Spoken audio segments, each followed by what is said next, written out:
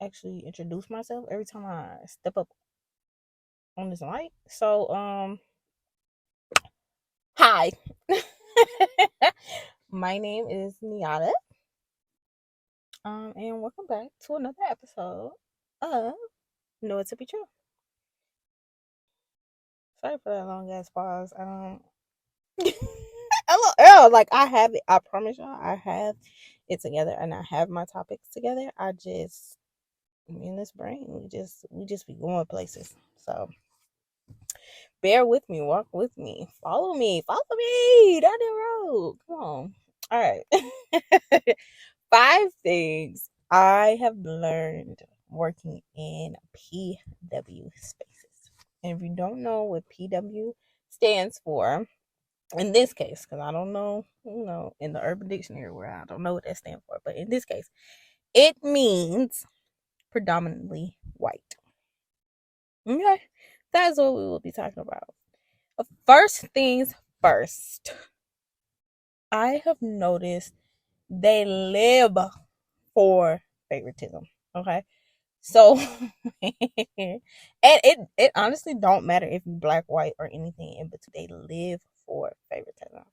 They will hire you based on how much they like you, and they will also fire you based on how much they don't like you, and they will promote you based on how much they like you. So one instance, and this is very recent, and it was white on white crime, if you ask me. So one of the ladies I was working with, she wanted a position within the store, and she was well qualified, but because they have had discrepancies amongst one another, and when I say they, I mean management and her, basically they gave the position to someone else that was less qualified and not even reliable for real. um so that's like the first instance. I've noticed that with multiple people. It has happened to throughout the store, and I fortunately have been on the up and up with that one. They gave me my position based on how much they like me. So appreciative, but I noticed the favoritism. I noticed it. So when people come to me and like do the whole question and head tilt to the side, like, huh? How could I not? Well, you just have to know their patterns. Number two is going to be they are not afraid to be emotional at work. And I have two very good instances of this. So one is a person that works there literally had a blow up fight with like one of the customers and still has the job to this day. They are not afraid to express themselves, whether it's fighting, cussing, etc., etc. And I don't know if anybody has ever got physical at the workplace.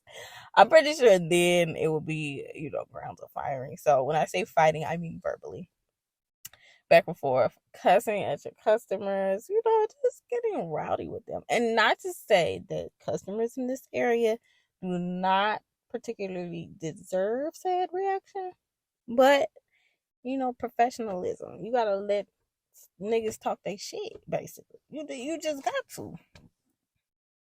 I mean, that's the name of the game in customer service. Gotta let that shit roll off the back, because I have plenty of stories to tell y'all. Plenty of stories to tell y'all about them kind of customers. But really, they are. And they're not afraid to cry either. And there's been an instance where people cry over the intercom because they can't handle the heat of their job. Like, it's like, I don't know. Where's the emotional maturity here, guys? Time and place. It is one thing to cry at work. I get it, because things happen. Hell, I've done it before. But to get over the intercom and cry, come on, bro. Or you gotta do better than that. Got to do better than that. Okay, number three. At least there's gonna be at least one person in the vicinity that's gonna want to have a racial talk, debate, or etc. with you as a African American. Okay, so I am African American. If you did not know, and let's just say, anytime there is, I don't know, I guess a major thing happening in the racial community. When I say racial community, I mean like everybody in a granny ethnicity group going at it, or some people have odds, and the main two are black and white people. They always want you to be the voice of the black people. I'm gonna tell you right now, me and every black person do not think the same, so no way in the world are we gonna sit up here and have a back and forth debate. You feel how you feel, and I'm not gonna say nothing else to it. You got it, my guy. It do not mean that I agree with you. It do not mean that I disagree with you. But you not finna get no racial debate out of me here in this workplace. This place is about money. So a cute, short, sweet example would be a while back. I had this manager who I guess he was from up north, so I guess he kind of Irish or whatever. And the reason I say this, you'll have to follow me down this road. So this was during the time that the Black Lives Matter movement was pretty like hot and heavy in the streets. Like it wasn't just politicking online. It was people actually doing marches and rallies within the communities. And uh we were just talking one night, and he was going on about people putting up Black Lives Matter signs in their yard. And he was like, no, I don't really have a problem with it, but for the look of our community, etc., having them out there is not it, basically. And he was talking about how they all had the HOA meeting and etc., and the people in his community going back and forth about if they should or if they shouldn't. And then some way down the road, we get to this statement, and he says Irish people are more discriminated against and treated more unfairly than the black people in America. Bro. Bro, I knew it was a trap and I knew it was a bait, so I did not say anything. I knew you was going to want to make me get out of body, but I'm not going to do that with you. Why in the world would you say something like that to me? Why would you say something like that to me? Knowing the state that we in. You see, like people always try to bait me in said debates in these spaces. And I just cannot do it with PW spaces for real. I won't do it. You come to me talking about a topic, and I'm gonna tell you right now, I'm not doing it with you. Now, if you are a fellow brother or sister, me and you can have that talk because I know that you gonna understand where I'm coming from. Even if we don't agree on everything, I know that you gonna understand. Anything outside of that, I'm not even entertaining the idea. I'm not. I'm not, because you're gonna say something and you're gonna want me to respond. And I'm gonna tell you, once I get started, I'm not gonna know how to stop. I'm just not.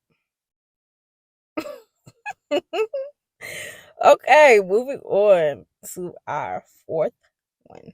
They are sneaky. And not only are they sneaky, but they love to gossip. Like it can be anywhere between upper management to regular particular employees. And honey, I get the tea. I get the tea because people feel comfortable around me. And as you should. Like one thing about me is I'm not gonna run my mouth to everybody about what you just said, because 9 times out of 10 I definitely forgot that within the next 20 minutes of being at work. So anything you say to me for real is not gonna last in this brain. For the simple fact that that's not what I come here for. But y'all are funny. Y'all are very sneaky. Y'all are very sly. Another example is with me personally. I got rolled up on vacation. And then the manager wanted to tell on himself when I got back. It is crazy. But one thing you won't catch me doing is signing something I do not agree with. But when I say sneaky, I mean that. Because you have paper trails about the date that you sent it in, about the date that you signed as upper management, and things of that nature. So I can clearly track and see that it has been about a month. Okay, it's been about a month since you drudged up this document against me. And the only reason why I'm sure that you're telling me this is because you need me to sign. I won't be signing. But we definitely can take it to HR. Like, LOL. They're sneaky. The fifth and final thing I've learned while working in PW spaces is that you find a lot of them try to do the whole fitting in thing. I don't know what it is with Caucasians and feeling like I'm the coolest kid on the block. Like, I really just want to come here, do my job, and go home. If I'm gonna be so honest with you, I really just want to come and do my job and go home. You hear me? So I don't understand why you feel like you have to try to befriend me. It be the black sense that goes around. And I don't say too much because I'm like, okay, I'm gonna give you the benefit of the doubt because maybe you're just from the south like me, and the people you grew up around, they talk, they walk. So I get it if it slip out, but I can tell when you're fucking forcing it. And it's like you're doing too much. You don't have to do that. You could just be your original Caucasian self, and it is strictly them. Because I work with plenty of other people and other ethnicities to know that they don't do all that. And it's like, LOL, you're not that guy. You don't have to do that. You really don't have to do that. I can understand everything you're saying just by you talking the talk that you do, which is vibing you. You don't have to do that. You don't have to do that. You don't have to get out your body to try to be more relatable to me. I don't need you to relate to me. I need you to just be a human being. That's it. That's all. Never too much. Never too much. Never too much. No. If you get the reference, shout out to you. But thank you for listening. Thank you for walking down this road with me while I tell you about my life and these PW experiences. It go crazy, it go stupid, but great for entertainment. Tune in with me next week though for another episode. We'll see what we talking about then.